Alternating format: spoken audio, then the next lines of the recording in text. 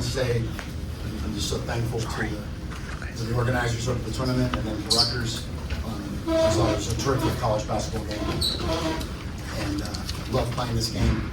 You know, we're going home right now. We'll see the guys in a few days, but you know it's nice to be close to home for us and to play a game. I thought it was just a great college basketball. We're fortunate there to come up with the win. I mean, it was a lot to talk about. Mitch, talk about the two guys on your right. Yeah. They're awesome. I talked to many of you in the room, or some of you in the room before the game, and it was all Harper Bailey, and I wanted to talk about Liam Pierce. But those weren't the questions, but we could talk about them now. They were just terrific. Almost a triple-double again. Kate had 7 offensive rebounds. We had 19 on the game. We went 8 for 18 from the line with 14 turnovers and we won. It's a gutsy performance. Kate, is that something you guys took personally that everybody was talking about there, two guys?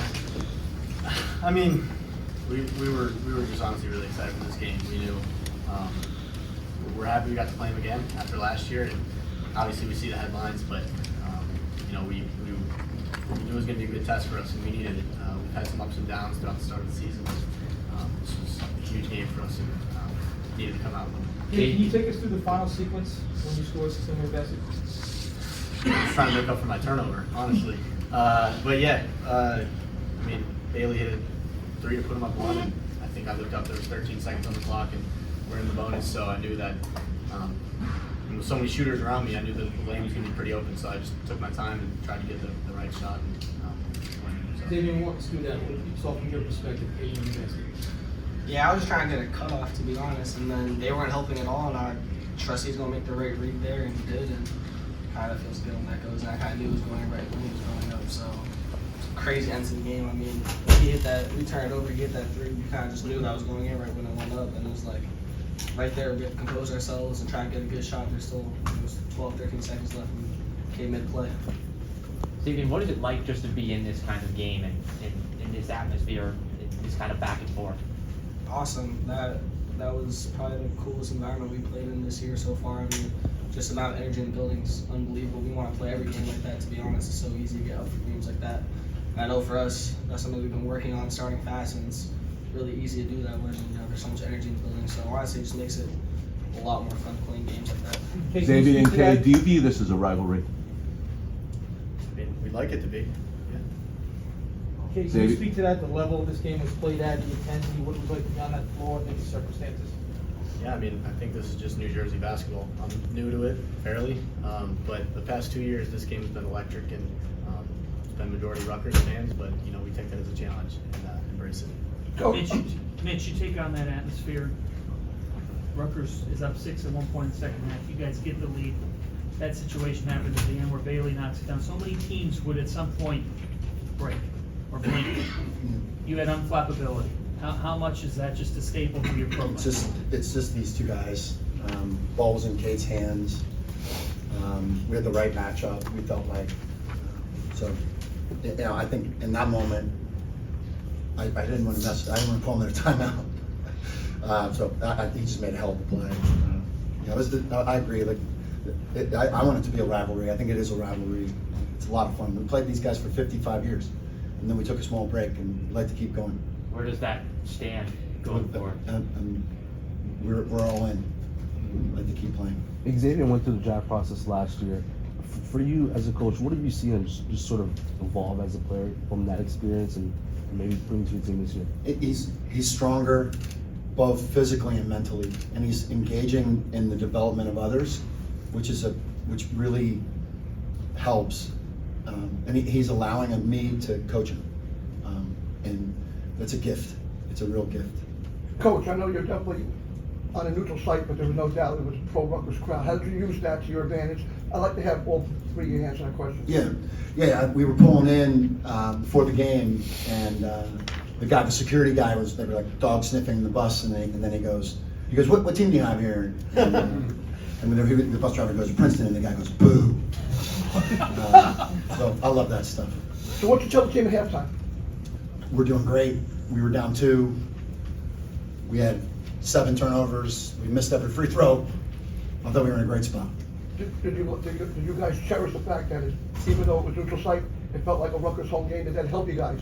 Yeah, I love big crowds, whether it's, a home crowd or an away crowd or I guess a neutral site crowd, but we might as well just play it at their place, to be honest, but at any sort of environment like this is awesome playing. Mitch, What was what- it like watching Xavier go shot for shot, play for play with the prospective #1 pick in the NBA draft? It's fun to watch. I mean, it's fun to be a part of. They both were making high-level plays back and forth, and yeah, I mean, they're unbelievably talented on their side, but he's pretty talented as well. Mitch, what does it say about Ivy League basketball?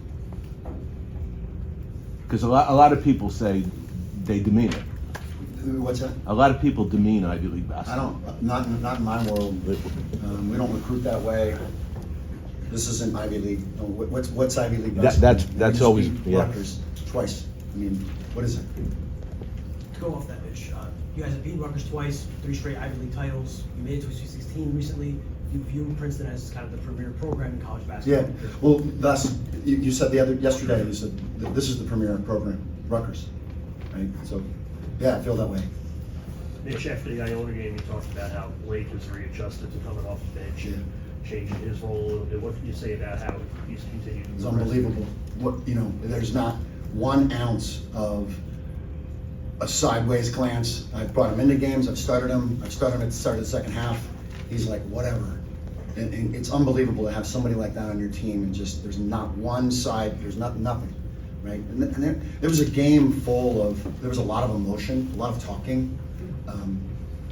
And it helps to have that kind of, from a senior, like that kind of just like, I got it. And he came up with that huge rebound at the end, to get us 1 more possession. Xavier, in terms of this game for you, going up against 2 top 5 projected picks, what was your mindset going in, and did this feel like a statement game for you? Yeah, I mean, obviously it's probably the biggest game on our non-conference schedule, so any game like that I'm up for, and obviously against 2, really tough guys, highly touted guys. I think it just makes it easier to get up for a game like this, and I love playing against the best, with the best. So yeah, for sure we had this on the mark in our schedule. Okay, what does the rebounding disparity, +7 on the offensive glass, +7 overall say about Princeton's approach to this game? Vintage CP.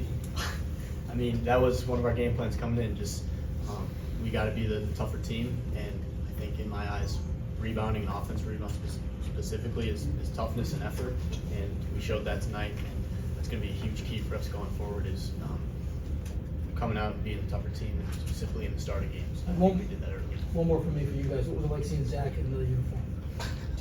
It was really cool. We were talking back and forth throughout the game, friendly, of course, but yeah, he had some big shots. He did get an offensive rebound. He did. We're used to that. Xavier, what did the experience 2 years ago playing in the big buildings in the NCAA tournament help with respect to today's game?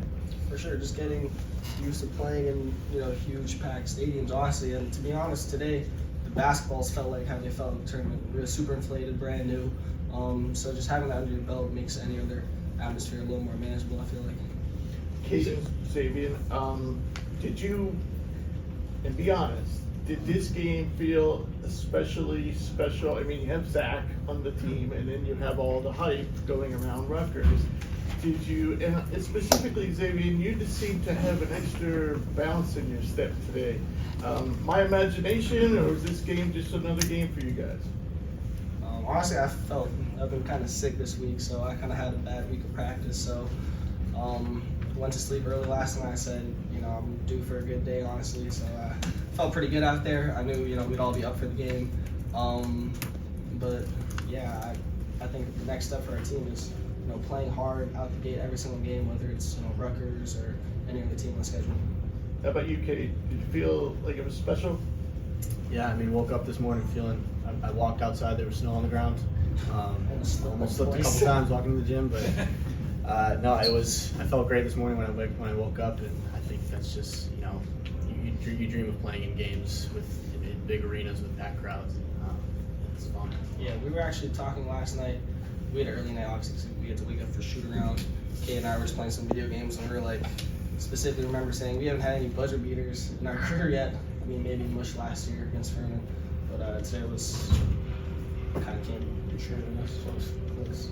And Coach, you want to just talk a little bit about the Tunnel Towers, and the importance of it? I'm sorry? So some of the towers, the importance of this game here in Newark.